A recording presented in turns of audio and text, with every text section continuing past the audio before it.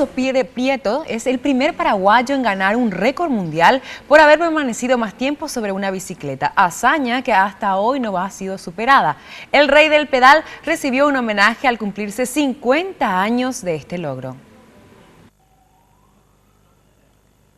30 días y 30 noches son los que permaneció Lorenzo Prieto a bordo de una bicicleta, incluso comiendo, bebiendo y realizando sus necesidades fisiológicas sin bajar sus pies de los pedales. Con esta hazaña fue el primer paraguayo en inscribir su nombre en el libro de los récord Guinness, logro al cual llegó por orgullo, luego que quien entonces ostentaba el récord, el brasileño Silky Savage, le dijera que un alfeñique paraguayo como él no podría lograrlo.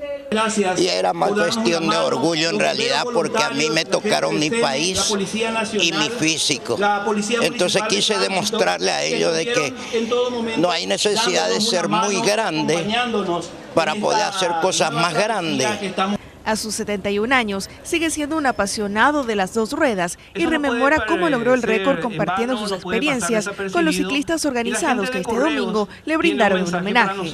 Lo importante es la preparación psíquica, porque cuando uno quiere, puede. Por eso yo siempre uso, querer es poder, y así lo logré.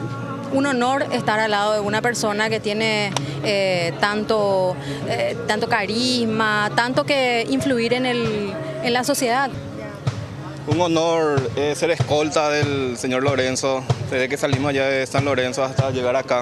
Cientos de ciclistas pedalearon en su homenaje desde San Lorenzo hasta el microcentro de Asunción, donde don Lorenzo recibió distinciones de diversas organizaciones. Su imagen también recorrerá el mundo a través de una estampilla conmemorativa que emitirá el Correo Paraguayo.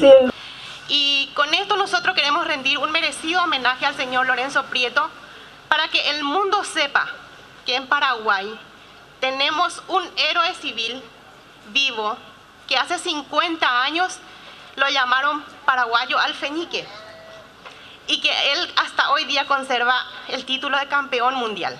Don Lorenzo también llevó en alto el nombre del Paraguay, recorriendo el mundo a bordo de la bicicleta, reprisando su hazaña en Mónaco y la cordillera de los Andes, entre otros destinos, ganándose por mérito propio el título del rey del pedal.